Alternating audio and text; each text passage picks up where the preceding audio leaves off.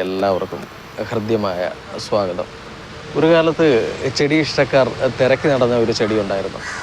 അതിൻ്റെ വിവിധ വർണ്ണങ്ങളിലുള്ള പൂക്കൾ പിടിക്കുന്ന തൈകൾ. ചെടിക്ക് മുള്ളാണെങ്കിലും അത് നെഞ്ചോട് ചേർത്തായിരുന്നു കൊണ്ടുവന്നിരുന്നത്. കാരണം മറ്റൊന്നുമല്ലായിരുന്നു, ഈ ചെടി എന്നും പൂക്കൾ നൽകുമായിരുന്നു. മാത്രമല്ല, വലിയ പരിചരണം ആവശ്യമില്ലായിരുന്നു. ആഴ്ചയിൽ ഒരു ദിവസം മാത്രം വെള്ളം ഒഴിച്ചാൽ മതിയായിരുന്നു. ചെടിയുടെ പേര് യൂഫോർബിയ. ഇതാണ് ആ ചെടി.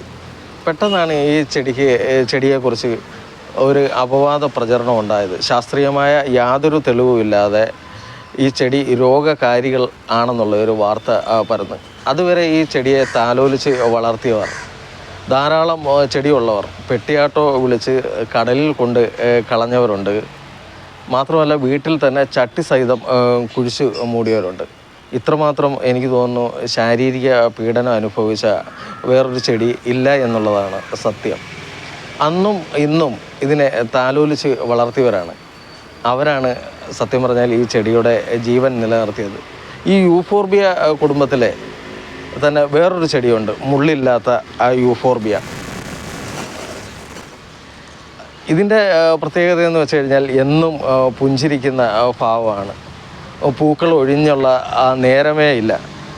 നമ്മളൊന്ന് നുള്ളി കൊടുത്തു കഴിഞ്ഞാൽ ധാരാളം പുതിയ ശാഖകൾ വരും. അതിൻ്റെ കൂട്ടത്തിൽ ധാരാളം പൂക്കളും കിട്ടും. ഈ പൂക്കൾ കൊണ്ട് സമ്പന്നമായ ഈ ചെടി, ഇതിൻ്റെ കട്ടിങ്സ് ഇട്ടാൽ ധാരാളം തൈകൾ ഉണ്ടാകുന്നതാണ്. നമ്മുടെ കയ്യിൽ കുറച്ച് തൈകളുണ്ട്. ആവശ്യക്കാർ കമൻറ്റ് ബോക്സിൽ എഴുതുക.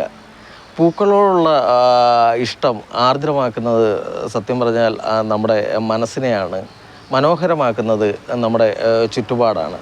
പ്രണയഭാവത്തിൽ നമുക്ക് പരിചരിക്കാം ചെടികളെ. തീർച്ചയായിട്ടും വീഡിയോ ഇഷ്ടപ്പെട്ടവർ ലൈക്ക് ചെയ്യുക, ഷെയർ ചെയ്യുക, കമൻറ്റ് ചെയ്യുക. മറ്റൊരു വീഡിയോയുമായി കാണുന്നിടം വരെ ബൈ.